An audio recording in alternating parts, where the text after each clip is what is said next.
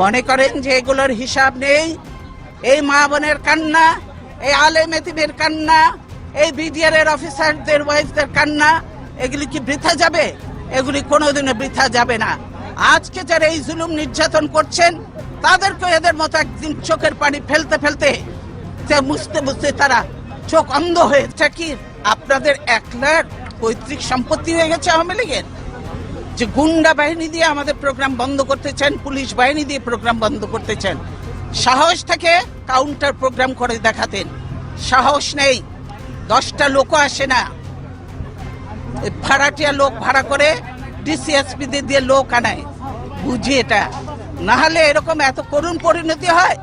154টা seat uncontested হয়ে যায়, আর বাকি রয়েছে কি? বাকিগুলোও করে ফেলবে। ওটা নিয়ে ওটা কোনো ইলেকশন নয়, এটা যে সিলেকশন হয়েছে, ভাগাভাগি নির্বাচন হয়েছে, এটা আজকে জাতির কাছে পরিষ্কার, দেশের মানুষের কাছে পরিষ্কার। তাই মানুষ আজকে ধিক্কার দিচ্ছে। ধিক্কার দিয়ে আমরা এই সরকারকে, আল্লাহর গজব করবে আপনারা যা শুরু করে দিয়েছেন। কতগুলো আলেমকে হত্যা করেছেন, এতিমকে হত্যা করেছেন, কতগুলো বিডিআর অফিসারকে হত্যা করেছেন। সেদিন কি কোথায় ছিল হাসিনা? সেদিন হাসিনা কোথায় ছিল?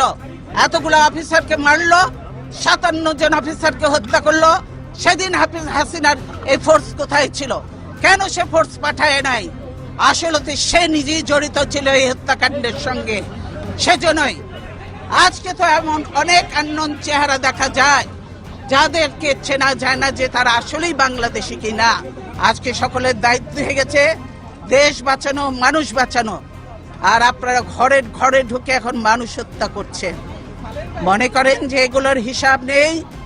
এই মা বোনের কান্না, এই আলেম এতিমের কান্না, এই বিডিআর এর অফিসারদের ওয়াইফদের কান্না, এগুলি কি বৃথা যাবে?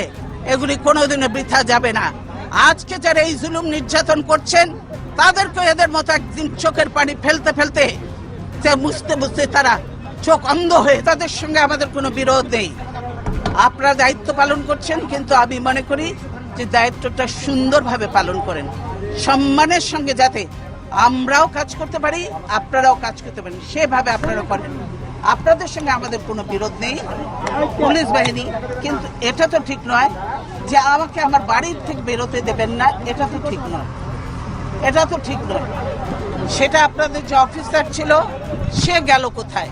তার সাথেই তো আমি কথা বলতে চেয়েছি, কেন আমার পথ আটকিয়েছে, কিন্তু সে কোথায়? কেন সে আসছেন এখন সামনে? এতক্ষণ তো অনেক কথা বললেন, তো গণতন্ত্রও চাবেন না, দেশ রক্ষা করতেও চাবেন না, গোলামি করবেন, দালালি করবেন। এই গোলামি তো রাখবে না।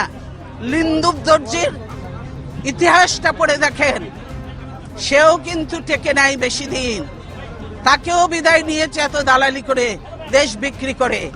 কাজে এই দেশ বিক্রি চলবে না হাসিনার, দেশ রক্ষা হবে ইনশাআল্লাহ।